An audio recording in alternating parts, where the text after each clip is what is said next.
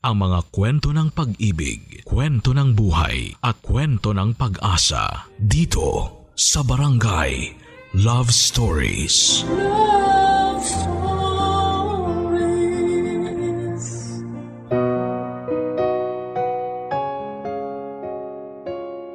Ang kasal daw ay hindi parang kaning mainit na kapag napasok ka ay pwede mong iluwa. Isang lifetime commitment ang kasal at huwag mong susubukan kung hindi mo kayang mapanindigan. Ikaw, handa ka bang mapanindigan at respetuhin ang lahat ng nakabalot sa salitang kasal? Dear Papa Dudut, ako nga po pala si Jamie. 40 years old, isang wedding planner. Ito na ang naging trabaho ko una pa lang. Pinasa lang to sa akin ng pinsan ko noong time na nag-retire na siya sa weddings at pinili na lamang na manirahan sa isang bansa kasama ng foreigner niyang asawa. Tinuruan niya ako kung paano humawak ng mga kasal. Hindi naging madali noong una, lalo't kailangang mabilis ang mga pitik at galaw mo.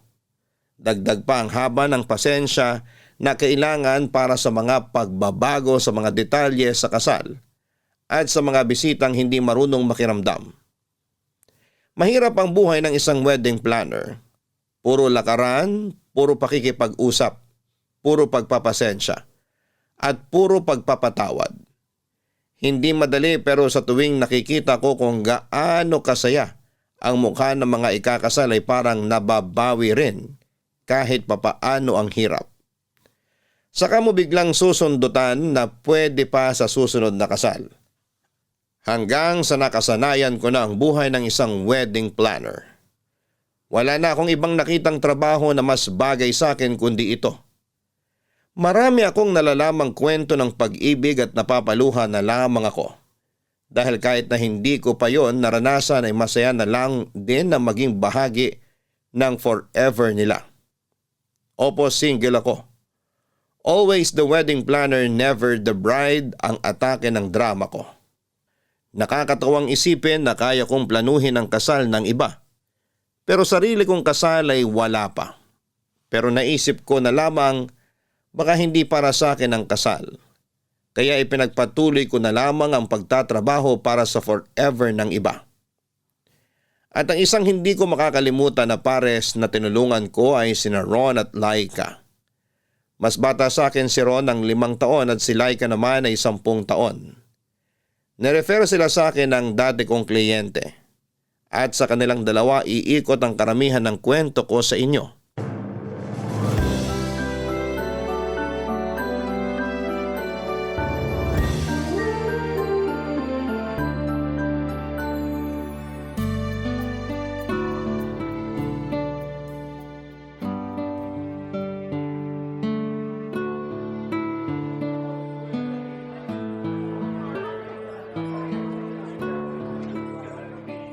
Hi, ikaw si Jamie? Hi! Oo, ako nga. Ron? Yes, Asan pala si Laika? mukhang malilate din. Hindi kayo sabay na pumunta rito? Ewan ko ron, akala ko late na ako, mas late pa pala siya.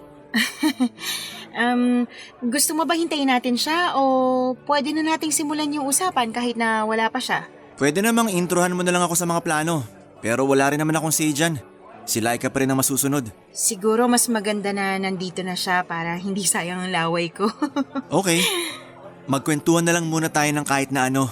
Hindi naman siguro sayang sa laway yun, no? Pwede naman para komportable na tayo sa isa't isa. Matagal ka na ba sa trabaho mo? Oo. Halos 15 years na rin. Ang tagal na pala. Siguro umay ka na sa mga kasal, no? Sanay lang, pero hindi umay.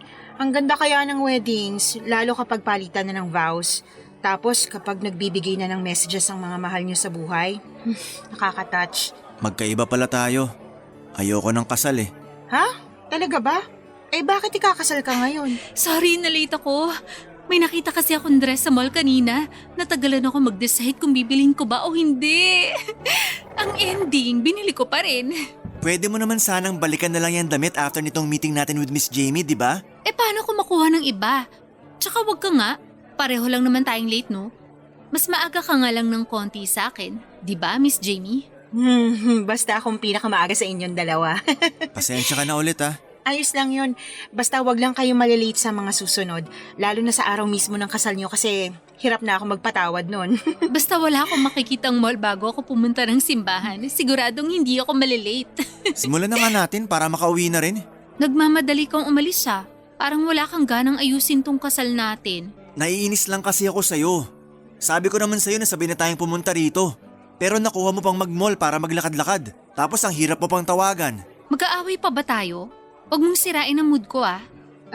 Kinakabahan na ako sa inyong dalawa. May kasal pa bang magaganap? Pasensya ka na Miss Jamie ha. Sagad kasi sa butong toyo nitong fiancé ko. Hayaan mo siya. Sorry Miss Jamie. Wala lang talaga ako sa mood. So inaamin mong kasalanan mo ngang lahat ng to? Wala akong aaminin kasi mali ka rin. Ren? E di tayong dalawang may mali rito? O sige na. Ako na lang ulit yung mali para tumigil ka na. Ako na lang ang mali para bago naman. Sorry sa joke ko. Wrong timing. Ayos lang yun Miss Jamie. Kami ang dapat mag-sorry kasi unang beses pa lang na nagkaharap-harap tayo tapos ganito pa yung nangyari. Sorry Miss Jamie, babawi na lang kami sa'yo.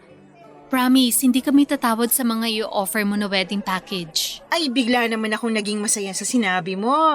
Sige, mag-away ulit kayo sa harapan ko next week, ah.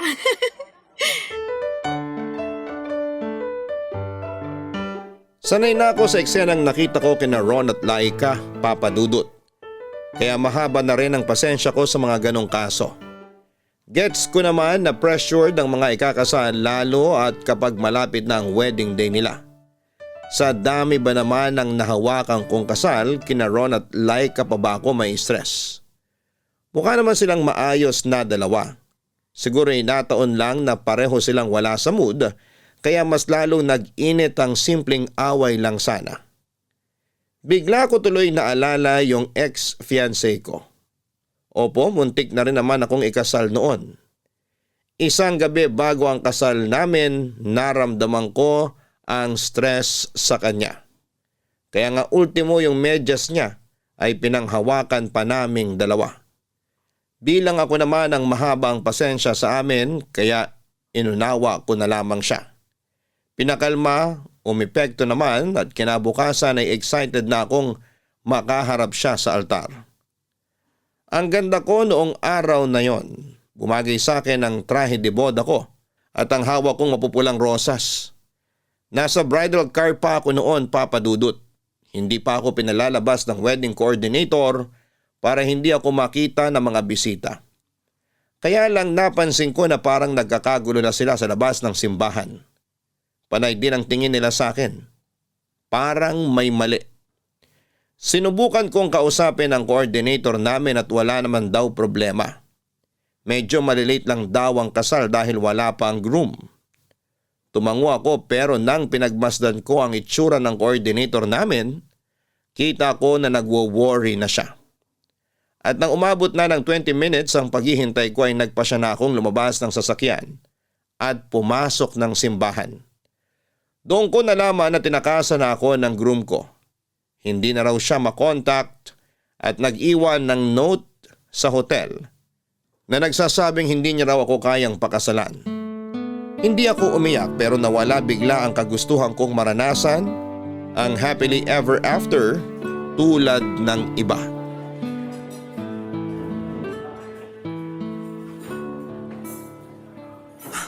Sorry Miss Jamie. Late na naman ako for the second time. Sorry talaga. Naku, okay lang. Kararating ko lang din naman. Nauna lang naman ako ng 10 minutes sa'yo. Umupo ka na. Malilate din siguro si Laika? Hindi. Anong hindi? Hindi siya makakarating. Uy, huwag mong sabihin hiwalay na kayo ah. May mga nakausap na akong ibang wedding suppliers para sa kasal nyo. Hindi lang siya makakarating ngayon. Huwag kang kabado. May kasal pa rin na magaganap. Ay, akala ko naman kasi. May mga na-cancel bang kasal na hawak mo noon? Oo naman, normal yun. Paano yung bayad mo ron? Hindi ko na siningil. Masyado nang mabigat na hindi matutuloy yung kasal nila. Ayoko nang dumagdag pa sa mga pasani nila. Pero sayang naman ang effort mo sa pag-organize ng kasal nila. Tapos hindi matutuloy, di ba? May blessings pa rin namang dumarating pagkatapos noon, kaya okay na rin. Napakabait mo naman pala. Kung yung iba, baka i-post pa nila sa Facebook kapag hindi sila nabayaran. At naiintindihan ko rin naman sila ron. Siyempre, pinaghirapan din nila yung nalakarin. Masyado kang mabait. Baka kunin ka na sa itaas. Huwag mong sobrahan ha. Huwag mo namang ipagdasal. Pag kinuha ko ng maaga, wala na kayong mabait na planner. Sorry nga pala nung first time namin na nakaharap ka ha. Todo away pa kami ni Laika. Nakakahiya. Ayos lang yun. Normal yun sa ibang ikakasal. Ando na kasi yung pressure sa inyo eh. Huwag na lang natin pag-usapan. Pero teka nga, asan nga ba si Laika? Bakit hindi siya makakapunta? May kailangan siya i-close na deal sa trabaho niya eh. Inuna niya yon. Pangdagdag din daw sa bayarin sa kasal namin. Sana pala nireschedule na lang natin tong meeting para naman may input din siya sa mapag-uusapan. Pinagkakatiwala naman niya sa akin tong meeting natin. I-guide mo na lang siguro ako. Wala akong alam sa ganito eh. Gets kita. Kadalasan kayo mga groom, umattend lang sa kasalang gagawin nyo. Ang mga bride talaga ang mabusisi sa mga detalye. Hindi rin kasi ganun si Laika. Kahit ano lang meron, ayos na sa kanya. Basta may maganap lang na kasal. Maswerte ka naman pala. Hindi ka na mahihirapan sa kanya. Sana nga. So, simulan na natin? Paano ba? Ikaw bang mamimili sa isusuot na sapatos ni Laika? Ha? Hindi! Wala akong kinalaman sa sapatos niya. Natawa naman ako sa sinabi mo. Ay, sorry. Sabi ko naman sa'yo, wala akong alam sa ganito eh. Banu talaga. Sorry. Alam mo, ganito na lang. I-reschedule ko na lang tong meeting natin. Dapat kasama na si Laika. Baka kasi kung ano pang masabi mo ngayon. Mas mabuti pa nga. Pero babayaran ko na lang tong araw na kinita mo ko. Wag na. Wala rin naman akong ginagawa sa bahay kaya gusto ko rin namang lumabas. Bayaran mo na lang ako ng kwentuhan. Nako, kung kwentuhan lang pala ang bayad sa'yo, yayaman ka sa akin. So, simulan na natin? Paano ba? Ano bang size ng sapatos mo? Palong-palo ang sense of humor ni Ron sa akin, Papa Dudut. Kaya nasulit ko rin na lumabas ng bahay kahit kinailangan kong i-reschedule ang meeting namin para sa kasal nila ni Laika. Aaminin ko noong una ko siyang nakilala dahil nga cold at stressed siya noon. Hindi ko natipuhang makipag-usap masyado sa kanya. Nadagdag pa yung away nila sa harapan ko.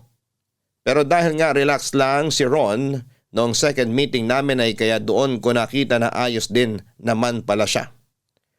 Tulad ng ibang tao ay may mood lang siya na hindi maganda dala rin ng nakaka-stress na mga pangyayari sa paligid niya. Naintindihan ko na, napahaba nga ang usapan namin. Naparami pa ang orders namin ng pika-pika. Kahit busog na kami noon ay panay pa rin ang order niya. Libre na lang daw niya. Yun na lang daw ang kabayaran para sa pag-reschedule ng meeting. Sabi ko naman ay ayos lang talaga. Pero mapilit siya. Inabot kami ng ilang oras sa restaurant na yon. Kung ano-ano na lamang ang napag-usapan namin. Una tungkol sa mga magagandang lugar na pwedeng mag-honeymoon. Hanggang sa mga magagandang plato na pwedeng bilhin kapag nag-asawa ka na. Nakakatawa na lang na napupunta na kung saan-saan ang usapan namin noon. Walang putol ang usapan namin. Walang hintuan. Laging may banad si Ron sa mga sinasabi ko at hindi na rin ako nahihiyang bumanat sa kanya. Sobrang komportable na namin sa isa't isa. Nakakala mo'y matagal na kaming magkakilala. Hanggang sa na-realize ko, unti-unti ay parang nafo-fall na ako sa kanya. Aaminin kong dahil sa mahabang usapan namin, nagkaroon ako ng crush sa aking kliyenteng groom, Papa Dudut. Noong nakauwi na ako sa bahay after ng kwentuhan namin ni Ron ay kinabahan ako bigla. Paano ba naman kasi ay yun ang unang beses na nagkaroon ako ng crush sa kliyente ko. Matagal ko nang binakura ng puso ko sa mga groom na nakakasalamuha ko. Hindi ako pwedeng magkaroon ng kahit kaunting interest sa kanila dahil kailangan kong maging profesional at syempre andun ako para tulungan sila sa kasal nila. Ikakasal sila sa iba at dapat ay hindi ako ma-attach sa kanila. Pero iba kasi ang nangyari sa pagitan namin ni Ron. Dahil nga sa naging kwentuhan namin, hindi ko namalaya na nasira na ni Ron ang bakod ng puso ko. Kung bakit naman kasi lumalim pa ang naging usapan namin. Gusto ko na lang din talagang sisihin ang sarili ko ng mga oras na na-feel kong nagkaka-crush na ako sa kanya. Hindi ako muling nagparamdam kay Ron. Diretso ako lagi kay Laika sa pag-update para sa next meeting namin at yung mga dapat na gawin. Hindi naman nakatunog si Ron na kay Laika lang ako dumadaan. Kasi napag-usapan naman na namin na si Laika ang una kong dapat na makausap. Siya kasi ang bride. Siya ang mas nakakaalam sa dapat gagawin sa kasal. Mabuti na lang at gumana ang excuse na yon, Papa Dudut. 2 linggo din akong hindi nagparamdam kay Ron. Hanggang isang gabi ay nagulat na lamang ako na may tumawag sa akin. Hindi nakasave ang numero, inakala ko noong una na magdi-deliver yon ng parcel o baka bagong kliyente at mag-i-inquire sa rate ko bilang planner. Nagulat na lamang ako nang marinig ko ang boses ni Ron. Biglang kumabog ng malakas ang dibdib ko. May epekto pa rin pala siya sa akin. Akala ko natunaw ko na ang nararamdaman kong interest sa kanya dahil 2 linggo na rin kaming hindi nakapag-usap at nakapagkita. Ginulat mo naman ako, Ron. Bakit ka ba napatawag? Akala ko bagong kliyente ko na. Dismayado ka ba na lumang kliyente mo ang tumawag? Akala ko nga rin magde-deliver ka ng parcel ko eh. Pwede naman ako mag-deliver sa'yo. Ano bang gusto mo? Kape? Hopya?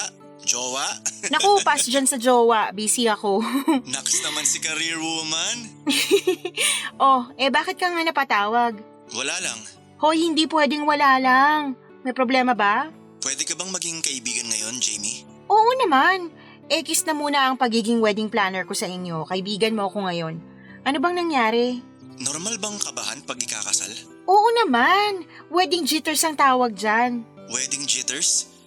Parang tunog chichirya o gin ah. Sige, magpatawa ka pa. Kabado ka na nga dyan. Pero seryoso nga. Kabado talaga ako. Tsaka uy, atin-atin lang to ah. Parang gusto kong umatras sa kasal namin ni Laika. Okay lang na maramdaman mo yan. Isa yan sa mga senyalis ng wedding jitters. Pero utang na loob wag mong itutuloy na umatras. Ay nako, ikaw ang unang kliyente ko na sisingilin ko kapag makakancel ang kasal nyo. Ay, kasi naman. Kaibigan mo ako ngayon. Ano ba talaga nangyayari? Bakit bigla kang nakakaramdam ng ganyan? May aaminin ako sa'yo ah. Pero atin-atin lang talaga to ah. Oo na nga, hindi naman ako chismosa. Go lang.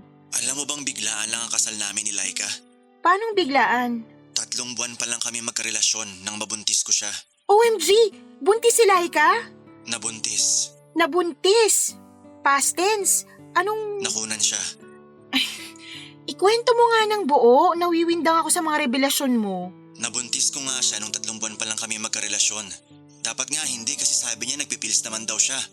Kaya lang nakalimutan pala niyang uminom ng 3 gabi na magkasunod. Nakalimutan o sinadya? Sa totoo lang ayokong isipin. O tapos? Sabi niya kailangan ko siyang pakasalan. Ayoko sana. Sabi ko, susustentuhan ko pa rin ang pinagbubuntis niya. Pero panay ang iyak niya. Nagsumbong pa siya sa mga kuya at tatay niya. Natrap ako. Pinilit nila akong pakasalan si Laika. Shotgun wedding pala tong ino-organize ko. Ganun na nga. So, hindi pala buo ang loob mo na pakasalan siya? Masama ba kung oo?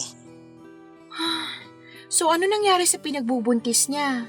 Nakunan siya 1 buwan matapos niyang i-post sa Facebook namin na ikakasal na kaming 2. Wala na palang baby na involved.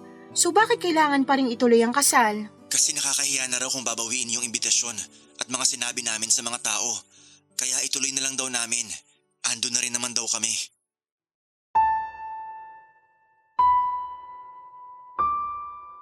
Ramdam ko noon ang bigat sa boses ni Ron habang nagkukwento.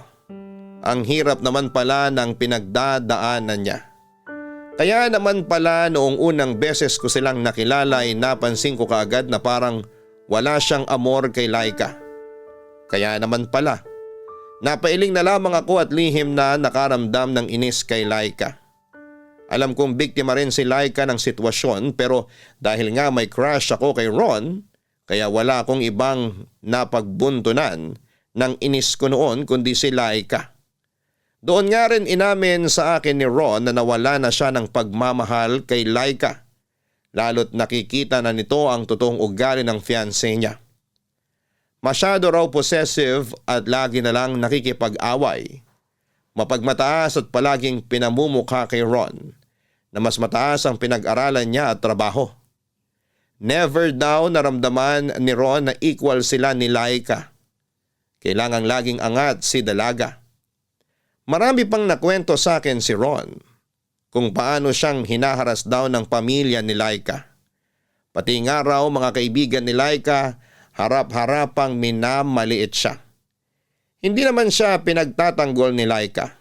Pakiramdam pangaraw ni Ron, natutuwa si Laika sa tuwing dinadown siya dahil ibig sabihin lang noon ay umaangat si Laika sa paningin nila. Dahil nga masyado nang mabigat ang mga kwento niya, sinabi ko sa kanya na pwede kaming mag-meet ng personal sa ibang araw para mas mailahad niya ang nararamdaman niya.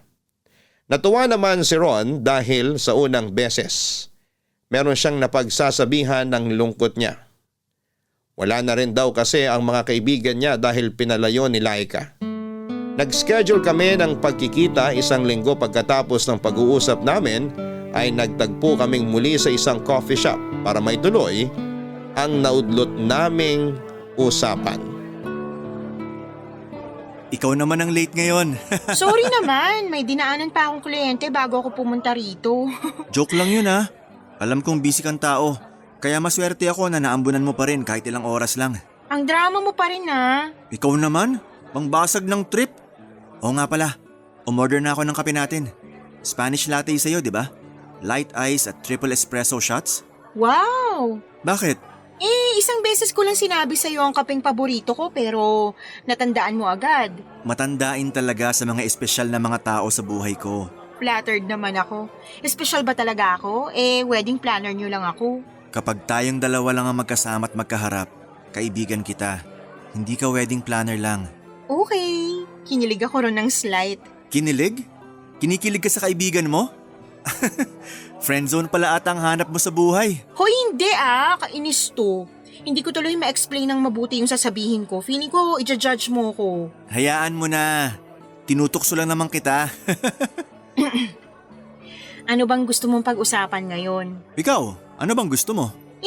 Ikaw kaya nag-aya sa akin lumabas. Dapat ikaw ang may bangkong mga topic. Wala ako maisip bigla eh. Parang naubos na ata yung pwede natin pag-usapan. Ang daldal mo kasi sa chat. Nahawa lang ako sa'yo, no? Alam ko na. Pag-usapan na lang natin yung tungkol sa kasal nyo ni Laika. Pwedeng pass muna riyan. Gusto ko kasi munang makawala sa pressure ng kasal namin. Tsaka, nagkatampuhan nga kami bago ko pumunta rito eh. Bakit naman? Mansari pala kasi namin ngayon. Mansari nyo? Bakit ka nakipag-meet sa akin ngayon? Dapat siyang priority mo. Pero mas gusto ko makasama ka kaysa sa kanya. Mas nakakahinga ako kapag ikaw ang kausap at kaharap ko. Gusto ko makaramdam ng kilig sa sinasabi mo. Kaya lang mali eh. Kanina mo pa binabanggit niyang kilig ah. Totoo na ba yan? Kilig kaibigan ba yan o kilig crush? Grabe sa crush ha. 40 na ako. Ikaw lagpas 30 ka na. Dapat wala na yung ganyan. Lolo ko nga kinikilig pa rin sa paglalambing ng lola ko eh. Wala sa edad yan. So ano nga? O sige na, aamin na ako. May konti akong crush sa'yo. Konti lang talaga. Paano ko ba yan pararamihin ha? Huwag ka nga puro biro. Hindi naman ako nagbibiro. Basta, harmless naman tong crush ko sa'yo. Before kasal mo, mawawala rin to. Ipagdarasal ko talaga. Paano kung wag mo na lang ipagdasal na mawala yan? Kasi kinilig ako nung nalaman kong crush mo rin ako eh. Rin? Crush mo rin ako? Oo. At hindi ko ipagdadasal na mawala to. Nakatitig sa akin si Ron habang sinasabi niya noon ang mga katagang yon. Crush din niya ako. Naramdaman kong totoo ang sinabi niya. Kaya nakaramdam ako ng kilig, Papa Dudut. Sumobra pa nga. Natahimik kami ng ilang minuto dahil hindi namin alam kung paano babawiin ang usapan. Parehong namumula ang mga mukha namin. Akala mo'y nakainom kami ng alak. Kung hindi kami tinawag ng barista para sa mga kapeng in-order ni Ron, hindi kami makakahinga ng maayos. Noong nakahigop na kami ng kape ay medyo nawala na ang tensyon sa pagitan namin. Pasimple akong tumingin kay Ron, ganon din siya sa akin, hanggang sa nagkatitigan. Nagkatawanan at bumalik na muli kami sa pagiging komportable sa isa't isa. Hindi muna namin pinag-usapan ang tungkol sa crush na nafe-feel namin sa isa't isa. Random lang na mga bagay ang pinag-usapan namin, basta hindi tungkol sa nararamdaman namin. Mula noong nagkaaminan kami, alam kong may nagbago na sa amin.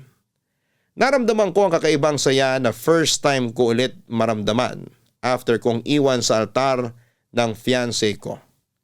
Palagi na kaming magkausap ni Ron, lagi na rin kaming nagkikitang dalawa. At dahil sa dalas na nagkakasama nga kami ay hindi ko maiwasan na ma-fall ng todo sa kanya. Ganon din siya sa akin. Wala pang formal na usapan sa kung ano ang meron kami pero masaya kami sa ganon.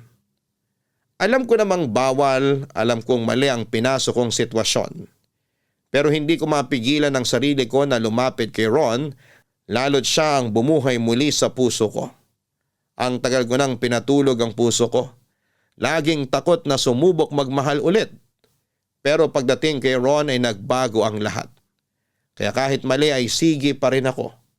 Masaya naman na nakabangon muli ang puso ko. Nagpatuloy ang maling ugnayan namin ni Ron. At nung tumagal ay naging klaro na ako sa sitwasyon namin. Naging magkarelasyon na kami at lihim nga lang syempre. At dahil nga may label na kami kaya kinailangan naming mag-ingat para hindi makaramdam si Laika. Siniguro namin na sa tuwing magkikita kaming tatlo ay walang mapapansin si Laika sa kakaibang kinikilos namin. Kumbaga kapag tatlo kaming magkakaharap, isa lang akong wedding planner. Professional lang. Pero pagkatapos noon ay mag-aaya si Ron na magkita. Madalas kaming nakikita sa kondo ko. Malayo naman ang kondo ko sa bahay ni Laika kaya malabong magkahulihan doon. Pag magkasama na kaming dalawa ni Ron ay parang wala na kaming pakialam sa ibang bagay. Parang kami na ang tunay na magkarelasyon kahit aminado ako na isa akong kabit. Wala akong pinagsabihan sa relasyon naming dalawa. Siniguro ko na hindi makakalabas ang sekretong yon. Delikado syempre. Ganon din ang sinabi ko kay Ron. Mag-ingat siya palagi at dapat ay laging burado ang conversation namin. Kailangang ibang pangalan ko sa cellphone niya. Hindi rin kami friends sa Facebook para hindi makatunog si Laika. So far ay hindi naman nakaramdam si Laika. Dagdag na rin kasi na naging busy na ito sa pagkayod dahil kailangan ng dagdag na bayarin para sa kasal nila. Balak kasi nilang gawing engrande dahil uuwi raw ng Pinas ang mga kamag-anak ni Laika sa ibang bansa. Hindi naman ganun kalaki ang pera ni Ron kaya si Laika madalas ang nag-aabono sa lahat. Andun si Ron para sumuporta emotionally sa kanyang fiancé. Minsan nagkakaharap kaming muli sa coffee shop kung saan kami nagkaamina ng feelings ni Ron. Papa Dudut. Sa wakas, walang na-late sa amin ni Ron. Eh di congrats sa atin. Hindi nyo talaga makalimutan yung pagka-late nyo dati ha. Hindi ko na nga maalala yun. Kasi naman, bukod sa late kami, nagbangayan pa kami sa harapan mo. Unforgettable yun. Hindi na yun mauulit, promise. Love na ulit namin ang isa't isa. Hindi ba, darling? Oo naman. I love you. I love you more. Sana pala na-late na lang kayo para hindi ako nakakaramdam ng inggit ngayon. Balik ulit kayo sa away. Okay naman kasi talaga kami nitong si Ron. Minsan lang talaga hindi to makapalag sa toyo ko. Pero alam ko na love niya ako. Kung babawasan mo ang toyo mo, kahit sa kabilang buhay, mamahalin kita. Ikaw din naman may toyo, pero tanggap kita. Oo, tama na po. Nararamdaman ko na naman ang pagiging single ko. Single ka pala, no, Miss Jamie? Oo. Oo. Oo. 3 beses umuo? Sure na single ah. Wala naman kasi talaga akong boyfriend. Pwede ka bang ireto sa kuya ko? Single dad yon. Kung may daddy issues ka, siya ang perfect para sa'yo. Sinong kuya mo? Si Mitoy? Oo, siya lang naman yung single dad sa mga kuya ko. Alam nga namang ireto ko si Kuya Borge, happily married yon. Ayoko naman maging kabitong si Miss Jamie. Hindi niya deserve. Parang namimiloso po ka pa sa pagsagot mo. Ha? Hindi ah. Bakit naman ganyan ang iniisip mo? Yung tono mo kasi ng pananalita. Parang gusto mo ako ipahiya kay Jamie. Miss Jamie. Wala akong balak ipahiya ka kay Miss Jamie. Okay ka lang ba? Bigla ka nagagalit dyan. Nakakainis lang kasi. Tsaka andito tayo para pag-usapan ng kasal natin. Hindi yung pagiging kupido mo kay Kuya Mitoy at kay Jamie. Miss Jamie. Konti na lang naman ang kailangang ayusin sa kasal natin. Masama ba magmalasakit sa love life ni Miss Jamie? Magmalasakit o makialam? Aray ha? Sino ngayon ang namamahiya sa harapan ni Miss Jamie? Teka, nag-aaway na naman kayong dalawa. Kala ko ba love nyo na ulit ang isa't isa? Alam nyo, mas maganda kung wag na lang natin pag-usapan ng love life ko kasi wala rin naman kayong mapipiga sobrang tuyo na talaga. Pasensya ka na Miss Jamie ha? Ewan ko ba kung anong brand ng toyong dumadaloy ngayon sa dugo nitong si Ron? Bigla na lang tinupak Ayoko lang sayangin ng oras ni Miss Jamie sa walang kwentang pangrereto mo. Ah, ganon, walang kwenta. Mas walang kwenta pa nga tong kasal natin. Bahala ka na sa buhay mo. Ikaw na ang umasikaso sa kasal natin. Pagod na ako mag-adjust sa'yo. Laika, saan ka pupunta? Sorry Miss Jamie, kailangan ko lang magpalamig. Bahala na kayo ni Ron kung ano man ang mapag-usapan nyo ngayon sa kasal namin. Ayoko nang makialam. Bye.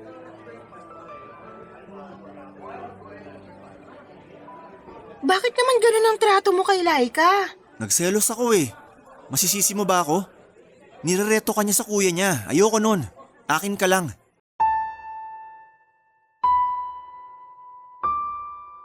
Maliman pero nakaramdam ako ng kakaibang kilig nang sabihin ni Ron na nagselos siya. Doon ko napatunayan na mahal niya ako. Bakit siya magsiselos kung hindi siya interesado sa akin, hindi ba? Hinintay ko muna siyang kumalma bago ko siya kinausap. Hinayaan ko siyang ubusin ang kapeng natitira sa tasa niya. At nang makita kong ayos na siya ay saka ko siya kinausap. Pinagsabihan ko na huwag ganon ang trato niya kay Laika. Dahil baka makahalata ito. Doon na-realize ni Ron na mali nga ang ginawa niya. Nadala lang daw siya ng selos. Nagsorry siya sa akin at sinabi ko sa kanya na tawagan niya si Laika para suyuin. Ginawa naman niya pero ayaw sagutin ni Laika ang tawag.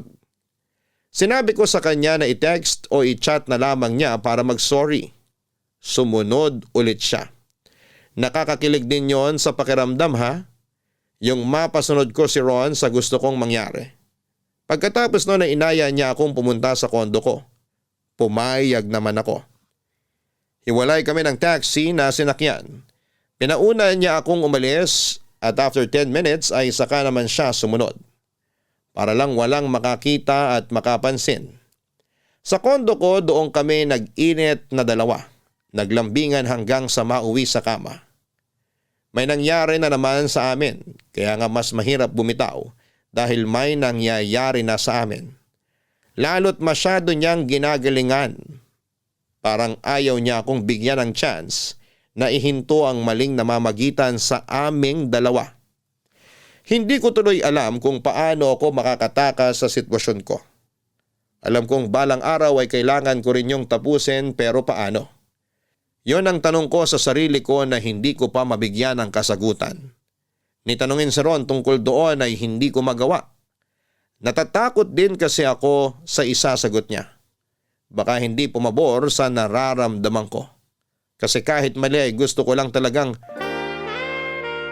makasama siya hanggat kaya naming dalawa.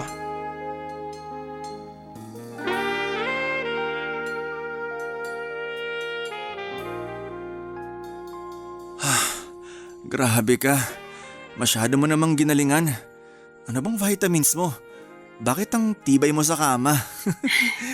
Kailangan kong galingan kasi bad mood ka kanina eh. Mukhang next month na ako mababad mood nito. Sinobrahan mo eh. Thank you ah. Para bang panghani mo ng galing ko? Parang Parang nag-alangan ka ron ah. kapag naririnig ko lang kahit anong term sa kasal, para akong kinikilabutan. Kasi, Alam mo naman akong bakit. hindi ka ba handang pakasalan si Laika? Alam mo na rin ang sagot dyan. Meron akong isang tanong na hindi ko talaga alam ang sagot. Ano yun? Paano na tayo? Kahit ako hindi ko alam ang isasagot dyan. Paano kapag kinasal na kayo ni Laika? Paano na tayo? Hindi ko rin alam. Gusto ko rin kasi ng klarong sagot. Kung meron man akong klarong isasagot sa'yo, yun ay yung mahal kita. Mahal na mahal. Pero hindi sapat para ako yung iharap mo sa altar. Hindi ko rin kasi alam kung paano to lulusutan, Jamie. Alam ko.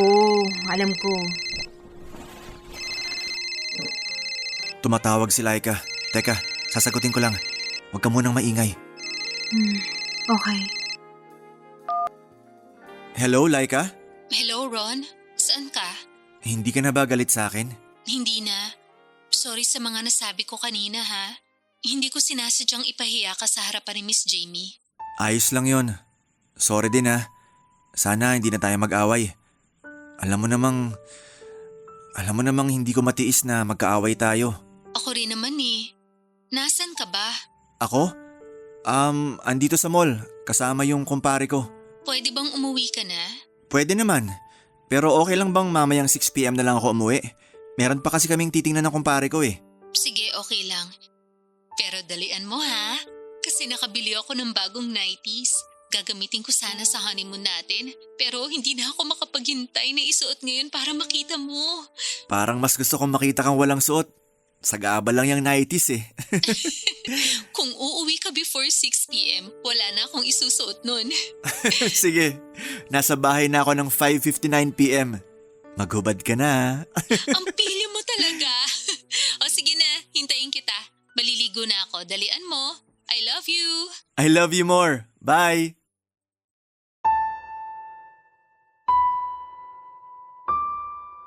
Para kong sinasaksak ng punyal sa dibdib sa mga narinig kong usapan ni na Ron at Laika. Hindi nakatulong na naka-loudspeaker pa si Ron.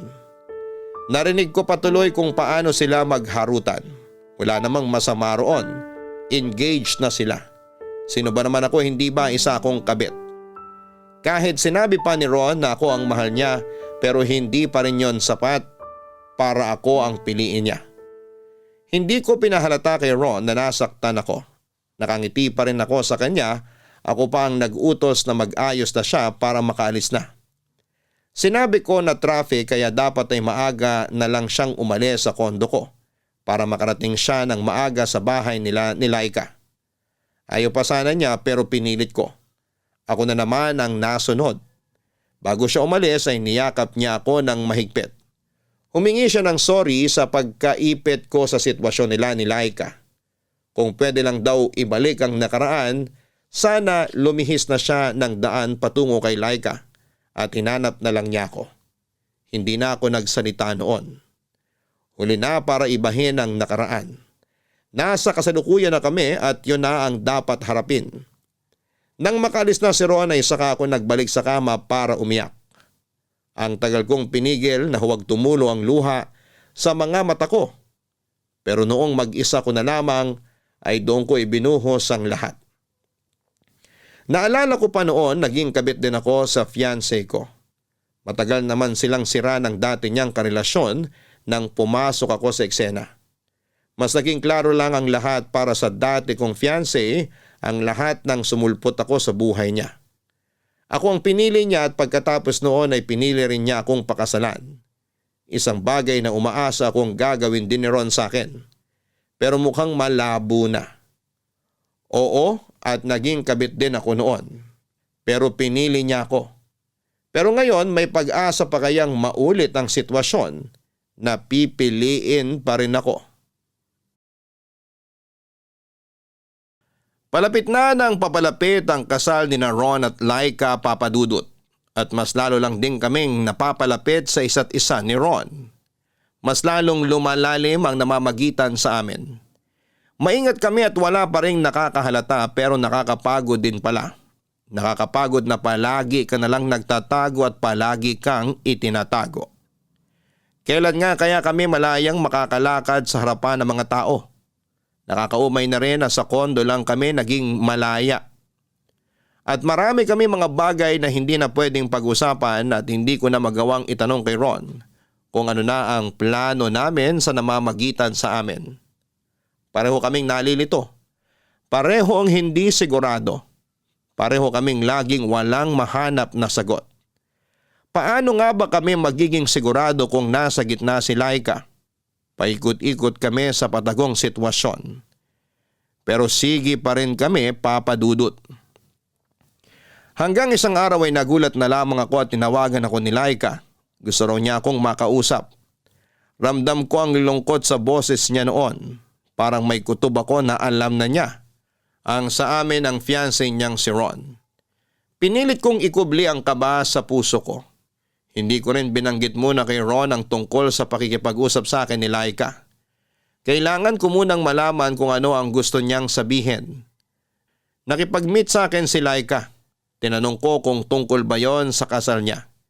Hindi siya umimik. Patuloy pa rin ang lungkot sa kanyang tinig nang sabihin ito sa akin na kailangan niya ako at kailangan niya ng kausap. Umuo na lamang ako at nagmadaling puntahan ang lugar kung saan kami magkikita. Nauna ako roon ng mahigit 30 minutos. Kailangan ko kasing paghandaan yon. Kailangan kong magpakalma at nang nakita ko na siyang lumapit sa akin ay doon na wala ang kalmadong itsura ko na pinaghirapan ko. Lalo na nung napansin kong mugto ang mga mata ni Laika, Papa Dudut. Laika, okay ka lang ba? Namumugto ang mga mata mo. Halata na ba? Gusto mo maghilamos ka muna para mabawasan yung pamumugto, tapos inom ka ng tubig para hindi namamagay ang pisngi at labi mo. Mukhang dehydrated ka sa kakaiyak eh. Teka, ikukuha kita. Wag na, ayos lang ako. Kanina pa ako naghihilamos, wala na ring epekto. Sobrang bigat ba ng sasabihin mo sa akin? Pakiramdam ko. Ay, ito na naman. Naiiyak na naman ako. Iiyak mo lang, nandito lang ako. Makikinig ako sa'yo. Thank you, Miss Jamie, ha? Jamie na lang. Ituring mo ako ngayon bilang kaibigan, hindi bilang isang wedding planner nyo. Yun nga ang gusto ko mangyari eh. Maging kaibigan ka. Sana okay lang, ha? Oo naman. Wala kasi ako mapagsabihan ng nararamdaman ko eh.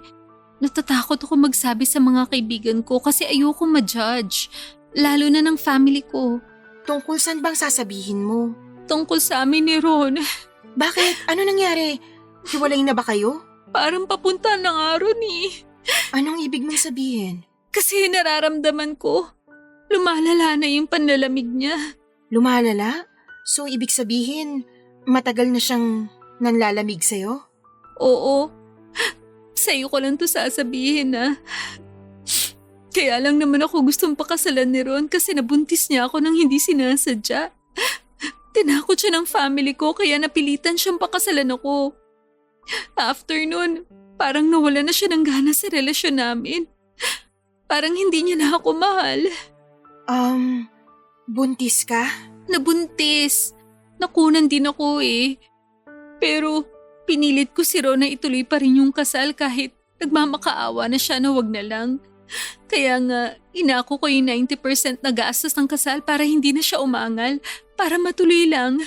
Kasi ako naman may gusto nun eh. Bakit mo naman siya pinilit na ituloy pa yung kasal? Ramdam mo naman pala na yung panlalamig niya. Ikaw lang ang nahihirapan yan. Let go na. Kasi nakakahiya na kung babawiin ko pa. Pinagmalaki ko na nga sa Facebook, pati sa mga tiyahin ko sa ibang bansa. Inaasahan na nila makikita ako nakasuot ng wedding gown. Kung ako lang, hindi ko na lang itutuloy ang kasal. Makakahanap ka pa rin naman ng lalaking pakakasalan ka. Yung hindi na lang dahil nabuntis ka o dahil napilitan lang siya. Hintayin mo na lang yun. Promise, yung tamang lalaki para sa'yo, hindi man lalamig tulad ni Ron. Kahit naman nang lalamig si Ron, gusto ko pa rin siya eh. Siya lang talaga ang gusto ko. Kahit nga, nararamdaman kong hindi niya na ako mahal, nilalaban ko pa rin. Jamie, alam mo ba? Pakiramdam ko meron na siyang iba. Ha? Wala yan. Sa ganda mong yan, hindi na yung titingin sa iba. Iba kasi yung kutob ko. Nito mga nakaraang buwan, lagi na lang siyang nakatutok sa cellphone niya. Dati, nabubuksan ko pa yung cellphone niya, ngayon hindi na. Nagpalit na siya ng password. Kaya lalong lumakas ang kutob ko na may tinatago siya. Wala yan, napapraning ka lang. Sana nga. Minsan iniisip ko, dahil din siguro to sa pagbubuntis ko ngayon, kaya ganito ang emosyon ko. Masyadong kalat at Buntis ka? huwag mong sabihin kay Ron ha. Bala kong sorpresahin siya sa kasal namin. Doon ko sasabihin na nakabuo uli kami.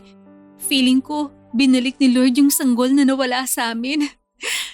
Ang saya ko, Jamie. Pakiramdam ko, itong pagbubuntis ko mag-aayos sa relasyon namin ni Ron. Ano sa tingin mo?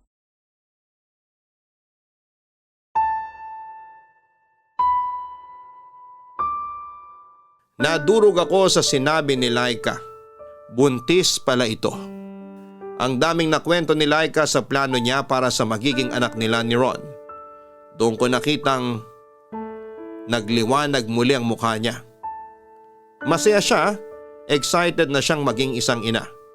Kinausap din niya ako na kung pwedeng magpadagdag ng gimmick para sa reception kung saan ay ilalantad ni Laika na buntis na siya. Doon pa lang daw niya sasabihin na buntis na ulit siya. Normally, mabilis lang ang utak kong makaisip ng mga gimmicks sa kasal. Pero nang mga oras na yun ay parang ang foggy ng utak ko. Parang walang ibang pumapasok kundi sakit. Sakit na talagang malabo nang maging kami ni Ron sa huli. Ayokong maging dahilan kung bakit may isang batang hindi lalaking kumpleto ang pamilya. Dahil minsan nawala na rin ako ng anak. Nangyari yon ilang araw nang talikuran ako ng fiancé ko sa altar. Pinalaglag ko ang anak ko ilang araw pagkatapos akong talikuran ng fiancé ko. Magulo ang isip ko noon at aaminin kong nagsisisi ako pagkatapos. Nadala kasi ako ng emosyon. Ayoko na ulit umabot sa ganon at ayoko nang magpadaig sa emosyon ko dahil alam kong may maling kasunod yon. At alam ko sa kasalukuyan ko, nagpapadaig ako sa emosyon ko dahil kay Ron. Doon pa lang ako natauhan, kaya naman nagpasya na akong iwasan ng walang paalam si Ron. Hindi na po pwede, lalo't nagbunga muli ang relasyon nila ni Laika. Ayokong may madamay na naman na inosenteng sanggol. Sa pag-iwas ko kay Ron ay hindi pa rin ito tumigil. Panayang tawag pero mas pinili kong huwag yung sagutin. Hanggang sa sumapit ang gabi ng kasal. Nagulat na lamang ako nang madatnang ko si Ron sa hallway ng kondo ko. Nakaupo at mukhang problemado ang mukha niya. Sa gilid niya ay merong dala itong malaking bag na sa hula ko ay damit ang laman, Papa Dudut.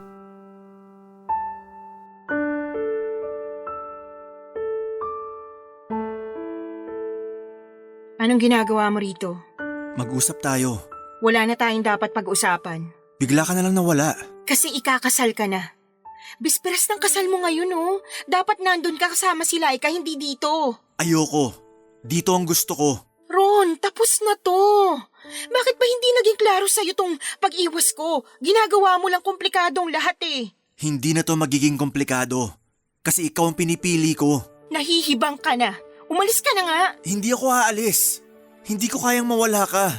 Narealize ko lang lahat to nung hindi ka na nagpaparamdam sa akin. Para ko nababaliw. Huli na ang lahat, Ron. Binigyan kita ng ilang buwan para maging sigurado sa akin pero hindi mo ginawa. Duwag ka. Naduwag lang ako kasi hindi ko alam kung maibibigay ko sa iyo yung pag-ibig na kailangan mo. Hindi na ako marupok na madadala sa ganyang rasunan. Kung gusto mo ako may paraan. Kung ayaw mo, maraming dahilan. Oo. At nagdahilan ako noon kasi naguguluhan talaga ako.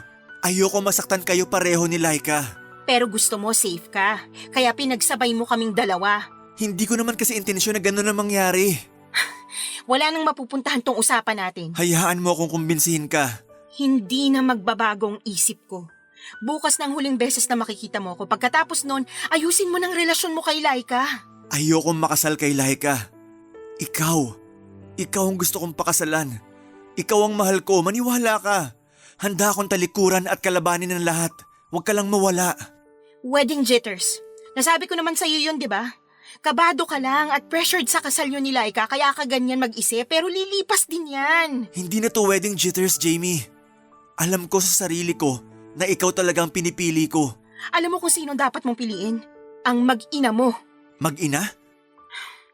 Sorry na lang kay Laika kung nasira kong sorpresa niya para sa kasal niyo bukas. Pero buntis si Laika. Buntis ang fiancé mo.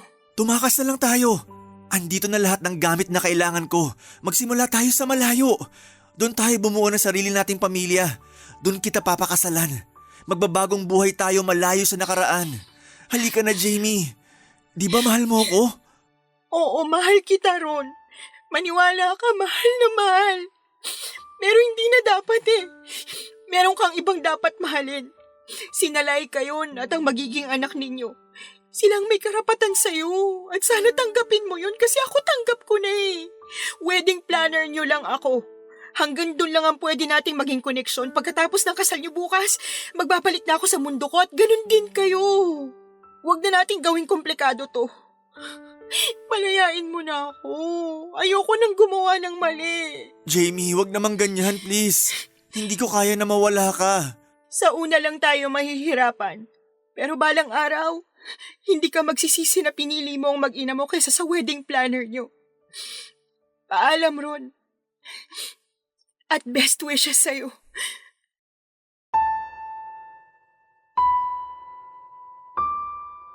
Alas 8 ng umaga kinabukasan, araw ng kasal nila. Paikot-ikot ako sa loob ng simbahan para masiguradong perfect ang lahat. Mula sa choir nakakanta hanggang sa mga bulaklak na sasalubong sa mga bisita. Kahit meron namang nakatalagang on-the-day coordinator para umasikaso sa kasal, nang umagang yon ay hindi ko pa rin napigilang makialam bilang paraan ko na lang para bumawi sa ikakasal. Unti-unti ay nagsidatingan na ang mga kalahok sa seremonya. Mula sa mga flower girl hanggang sa mga dalagang abay, ayos na ang lahat. Dumating na rin si Ron, isang beses ko lang siyang tinapunan ng tingin pero ramdam ko ang kakaibang lungkot nang mapatingin siya sa akin. Kinuha ko na lang ang tingin na yon bilang pamamaalam sa minsan naming pinagsamahan. Mabilis lang lumipas ang oras. Maya-maya pa'y narinig na ang mga malamyos na tunog ng piano.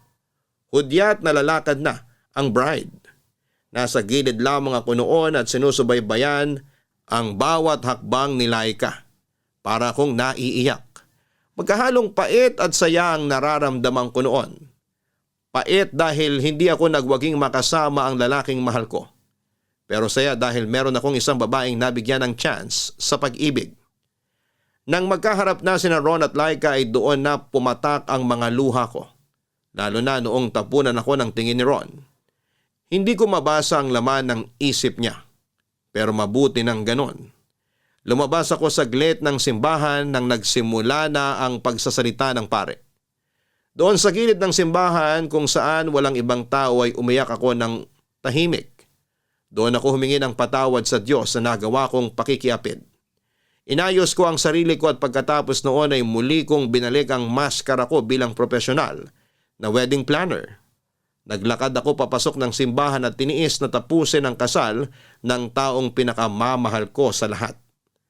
Natapos ang seremonya sa halik na sinelyohan ni na Ron at Laika. Doon pa lang ako nakaramdam ng kapayapaan. Alam kong tama ang ginawa kong magparaya. Dahil una pa lang ay hindi dapat ako pumagitna. At sa paglalakad palabas ni Ron at Laika sa simbahan ay ang naging wakas na namamagitan sa amin ni Ron. Hanggang dito na lamang po ang aking liham. Maraming salamat at naway nakapagbigay ako ng aral para sa lahat. Ako ang inyong forever kapuso at kabarangay, Jamie. Hindi natin kailangang makihati sa pag-ibig ng iba. Kung totoong ikaw ang mahal niya, ikaw lang dapat ang pipiliin niya. Walang ibang dapat pumagitna. Dahil dapat sa iyo pa lang ay sigurado na siya. At para sa lahat ng tao na nakokontentong makipag-agawan at makihati sa pag-ibig ng iba, sana ay matauhang ka na. Huwag mong hayaan na nasa gilid ka lang. Darating din ang tamang tao para sa iyo. Yan ay kung kakayanin mong bitawan ang maling tao. Mahihirapan ka lang sa simula pero pag nasanay ka na sa gitna ay maiisip mong tama lang pala ang bumitaw na. Dahil parating na ang taong sayo ay nakatadhana. Hanggang sa muli, ako po ang inyong si Papa Dudut. Sa mga kwento ng pag-ibig, buhay at pag-asa sa Barangay Love Stories number 1. Barangay Love Stories. Barangay Love Stories. Ako, gigil na gigil talaga ako sa nangyayari sa kwento natin. O ikaw, kabarangay, kumukulo rin ba dugo mo?